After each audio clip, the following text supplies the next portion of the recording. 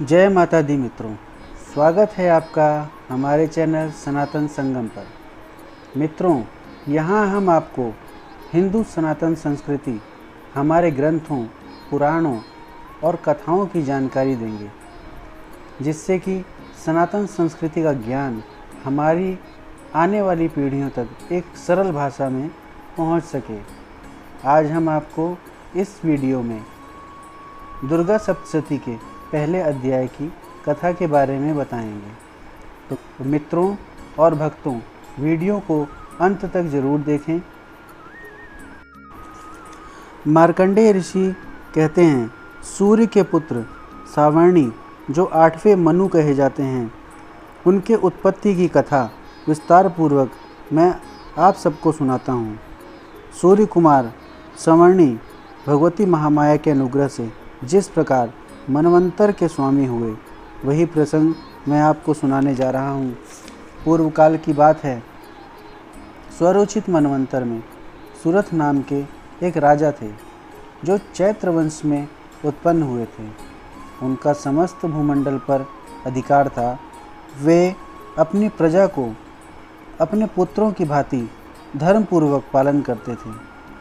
फिर भी उस समय कोला विध्वंसी नाम के क्षत्रिय उनके शत्रु हो गए। राजा सूरथ की दंड नीति बहुत ही प्रबल थी। उनका शत्रुओं के साथ घोर संग्राम हुआ। कोला विध्वंसी संख्या में बहुत कम थे, तो भी राजा सूरथ युद्ध में उनसे परास्त हो गए और फिर वे युद्ध भूमि से अपने नगर को लौट आए और केवल अपने देश के राजा होकर रहने लगे। अब सारी पृथ्वी से उनका अधिकार जाता रहा, किंतु वहाँ भी उन प्रबल शत्रुओं ने उस राजा सूरथ पर आक्रमण कर दिया।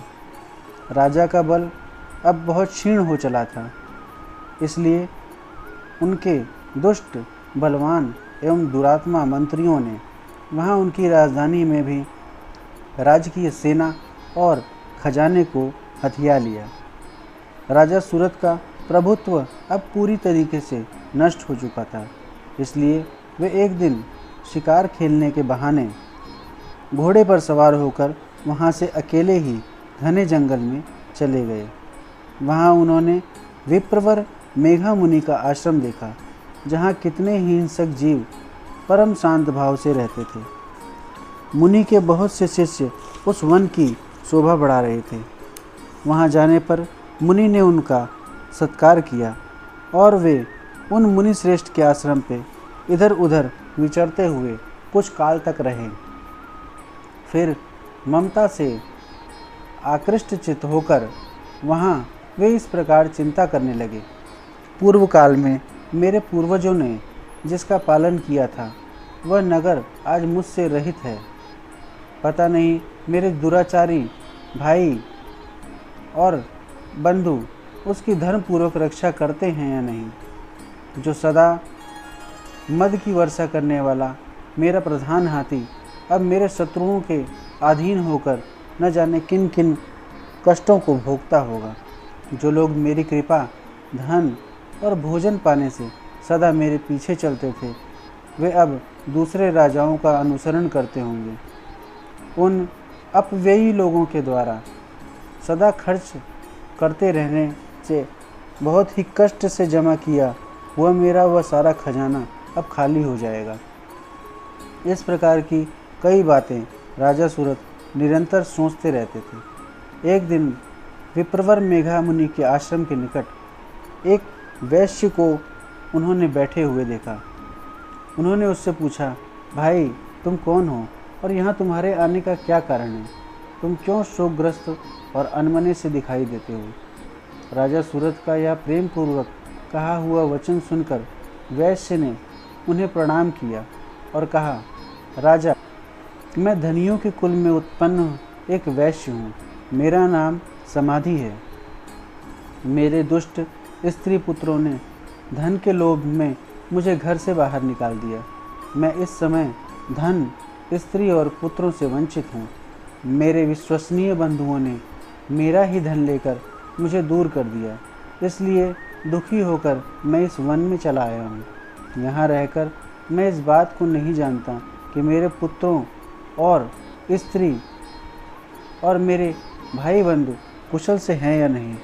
इस समय वे घर में कुशल से रहते हैं या उन्हें कोई कष्ट है। वे मेरे पुत्र कैसे हैं, वे सदाचारी हैं या वे दुराचारी हो गए। राजा ने पूछा, जिन लोभी स्त्री पुत्र आदि ने धन के कारण तुम्हें घर से निकाल दिया, उनके प्रति तुम्हारे चित्त में इतना स्नेह का बंधन क्यों है? वैश्य बोला, राजा, आप मेरे विषय में जैसी बातें कहते हैं वह सब ठीक है, लेकिन मैं क्या करूं? मेरा मन निष्ठुरता धारण नहीं करता। जिन्होंने धन के लोभ में पड़कर पिता के प्रति स्नेह, पति के प्रति प्रेम और आत्मीय जन के प्रति अनुराग को तिलांजलि दे दी, मुझे घर से बाहर निकाल दिया, उन्हीं के प्रति मेरे हृदय में इतना स्नेह क्यों है? गुणहीन बंधुओं के प्रति भी जो मेरा चित्त इस प्रकार प्रेम मग्न हो रहा है, यह सब क्या है? इस बात को मैं जानकर भी नहीं जान पाता, इसलिए मैं लंबी लंबी सांसें ले रहा हूँ और मेरा हृदय अत्यंत दुखित हो रहा है।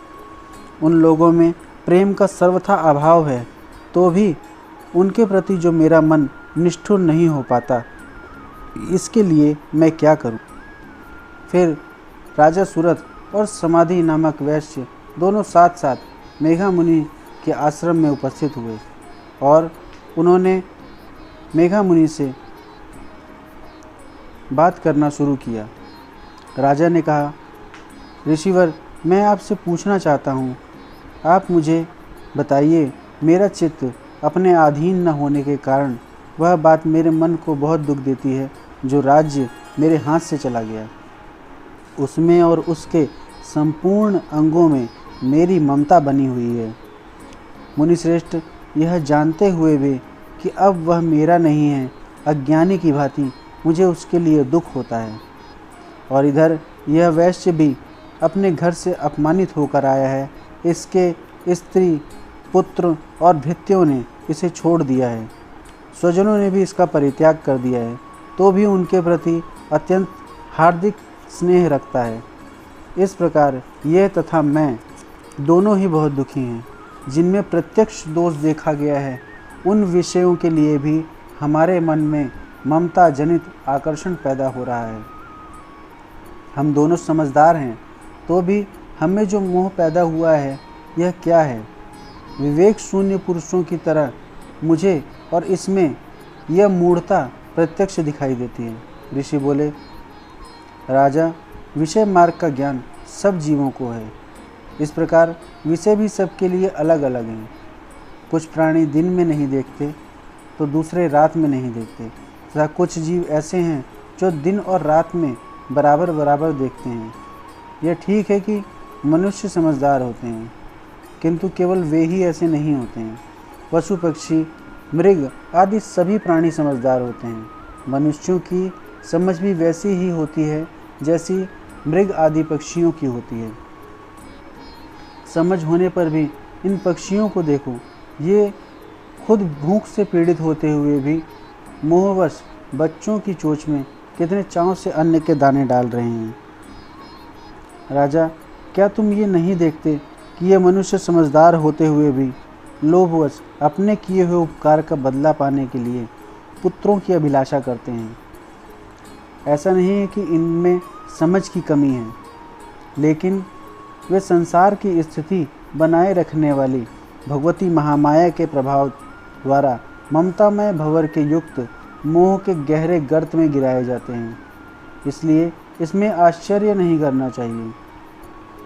जगदीश्वर भगवान विष्णु की योग निद्रा रूपा जो भगवती महामाया है, उसी से यह सब जगत मोहित हो रहा है।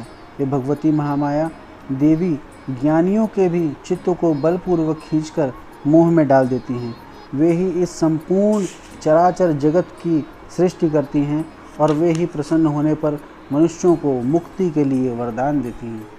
वे ही पराविद्या, संसार बंधन, मोक्ष की हेतुभूता सनातनी देवी तथा संपूर्ण ईश्वरों की अधीश्वरी हैं। राजा ने पूछा, ऋषिवर, जिन्हें आप महामाया कहते हैं, वे देवी कौन हैं? इनका आविर्भाव कैसे हुआ तथा उनके चरित्र कौन कौन से हैं? ब्रह्मवेत्ताओं में श्रेष्ठ महर्षि उन देवी का जैसा प्रभाव, जैसा स्वरूप और जिस प्रकार प्रादुर्भाव हुआ हो, वह सब मैं आपसे सुनना चाहता हूँ। ऋषि बोले, राजन, वास्तव में तो वे देवी नित्य स्वरूपा ही हैं। संपूर्ण जगत उन्हीं का रूप है तथा उन्होंने समस्त विश्व को व्याप्त कर रखा है। उनका प्राकट्य अनेक प्रकार से होता है, वह मैं आप सबको बताता हूँ। कल्प के अंत में जब संपूर्ण जगत जल में निमग्न हो रहा था, तब सबके प्रभु भगवान विष्णु शेषनाग की सैया बिछाकर योग निद्रा का आश्रय लेकर सो रहे थे। उसी समय उनके कान के मैल से दो भयंकर असुर उत्पन्न हुए, जो मधु और कैटभ के नाम से विख्यात थे। वे दोनों ब्रह्मा जी का वध करने को तैयार हो गए। भगवान विष्णु के नाभि कमल में विराजमान प्रजापति ब्रह्मा जी ने जब उन दोनों भयानक असुरों को अपने पास आया और भगवान को सोया हुआ देखा, तब एकाग्रचित होकर उन्होंने भगवान विष्णु को जगाने के लिए उनके नेत्रों में निवास करने वाली योग निद्रा का स्वतन आरंभ किया। जो इस विश्व की अधीश्वरी, जगत को धारण करने वाली, संसार का पालन और संहार करने वाली तथा तेज स्वरूप भगवान विष्णु की अनुपम शक्ति हैं, उन्हीं भगवती निद्रा देवी की भगवान ब्रह्मा स्तुति करने लगे। ब्रह्मा जी ने कहा, देवी, तुम ही स्वाहा, तुम ही स्वधा और तुम ही वष्टकार हो। स्वर भी तुम्हारे ही स्वरूप हैं। तुम ही जीवनदायिनी सुधा हो। नित्य अक्षर प्रणव में अकार, उकार, मकार, इन तीनों मात्राओं में तुम ही स्थित हो। इन तीन मात्राओं के अतिरिक्त जो बिंदु रूपा नित्य अर्ध मात्रा, जिसका विशेष रूप से उच्चारण नहीं किया जा सकता, वह तुम ही हो। देवी, तुम ही संध्या, सावित्री और परम जननी हो। देवी, तुम ही इस विश्व ब्रह्मांड को धारण करती हो। तुमसे ही इस जगत की सृष्टि होती है और तुम ही से इसका पालन होता है, और सदा तुम कल्प के अंत में सबको अपना ग्रास बना लेती हो। जगन्यमयी देवी, इस जगत की उत्पत्ति के समय तुम सृष्टि रूपा हो, पालन काल में स्थिति रूपा हो और कल्पांत के समय संहार रूप धारण करने वाली हो। तुम ही महाविद्या, महामाया, महामेघा, महास्मृति, महामोह रूपा, महादेवी और महासुरी भी हो। तुम ही तीनों गुणों को उत्पन्न करने वाली सबकी प्रकृति हो। भयंकर काल रात्रि, महारात्रि, मोहरात्रि भी तुम ही हो। तुम ही श्री, तुम ही ईश्वरी, तुम ही ह्री और तुम ही बोध स्वरूपा बुद्धि हो। लज्जा, पुष्टि, तुष्टि, शांति और क्षमा भी तुम ही हो। तुम खड्गधारिणी, शूलधारिणी, घोर रूपा तथा गदा, चक्र, शंख और धनुष धारण करने वाली हो। तुम सौम्य और सौमांतर हो। इतना ही नहीं, जितने भी सौम्य और सुंदर पदार्थ हैं, उन सब की अपेक्षा तुम सबसे अधिक सुंदर हो। पर और अपर, सबसे परे रहने वाली परमेश्वरी तुम ही हो। सर्वरूपे देवी, कहीं भी सत असत रूप जो कुछ वस्तुएं हैं और उन सब की जो शक्ति है, वह तुम ही हो। ऐसी अवस्था में तुम्हारी स्तुति क्या हो सकती है? जो इस जगत की सृष्टि, पालन और संहार करते हैं, उन भगवान को भी जब तुमने निद्रा के अधीन कर दिया, तब तुम्हारी स्तुति करने में यहाँ कौन समर्थ हो सकता है? मुझको, भगवान शंकर को और भगवान विष्णु को भी तुमने ही शरीर धारण कराया है, अतः तुम्हारी स्तुति करने की शक्ति किस में है? देवी, तुम तो अपने इन उदार प्रभावों से ही प्रशंसित हो। ये दोनों भयंकर असुर मधु और कैटभ हैं, इनको मोह में डाल दो और जगदीश्वर भगवान विष्णु को शीघ्र ही जगा दो। साथ ही उनके भीतर इन दोनों महान असुरों को मार डालने की बुद्धि भी उत्पन्न कर दो। ऋषि कहते हैं, राजा, जब ब्रह्मा जी ने वहाँ मधु और कैटभ को मारने के उद्देश्य से भगवान विष्णु को जगाने के लिए तमोगुण की अधिष्ठात्री देवी योग निद्रा की इस प्रकार स्तुति की, तब वे भगवान के नेत्र, मुख, नासिका, बाहु, हृदय और वक्ष स्थल से निकलकर अव्यक्त जन्मा ब्रह्मा जी की दृष्टि के सामने खड़ी हो गई। योग निद्रा से मुक्त होने पर इस जगत के स्वामी भगवान जनार्दन उस एकार्ण वर्ण में जल की शेषनाग की सैया से जाग उठे। फिर उन्होंने उन दोनों असुरों को देखा। वो दोनों असुर मधु और कैटभ अत्यंत बलवान और पराक्रमी थे और दोनों क्रोध में आंखें लाल किए ब्रह्मा जी को खा जाने के लिए उद्योग कर रहे थे। तब भगवान श्री हरि ने उठकर उन दोनों के साथ 5000 वर्षों तक केवल बाहुयुद्ध किया। वे दोनों भी अत्यंत बल के कारण उन्मत्त हो रहे थे। इधर महामाया ने भी उन्हें मोह में डाल रखा था, इसलिए वे भगवान विष्णु से कहने लगे कि हम तुम्हारी वीरता से संतुष्ट हैं, तुम हम लोगों से कोई वर मांग लो। श्री भगवान बोले, यदि तुम दोनों मुझ पर प्रसन्न हो तो अब मेरे हाथों से मारे जाओ। बस इतना सा ही वर मैंने मांगा है, यहाँ दूसरे वर से मुझे और लेना ही क्या है। ऋषि कहते हैं, इस प्रकार धोखे में आ जाने पर जब उन्होंने देखा कि संपूर्ण जगत में जल ही जल है, तब कमल नयन भगवान से कहा कि जहाँ पृथ्वी जल में डूबी न हो, जहाँ सूखा स्थान हो, वहीं हमारा वध करो।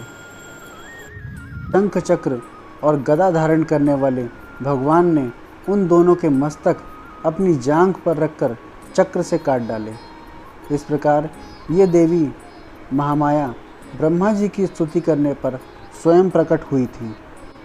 मित्रों, यहाँ पर हमारा दुर्गा सप्तशती का प्रथम अध्याय समाप्त होता है। मित्रों, अगर आपको मेरे द्वारा सुनाई गई कथा अच्छी लगी हो तो मेरे चैनल को शेयर, सब्सक्राइब और लाइक ज़रूर करें। दूसरे अध्याय की कथा सुनने के लिए हमारे चैनल के साथ बने रहें। मिलते हैं दूसरे अध्याय में नई वीडियो के साथ। जय माता दी।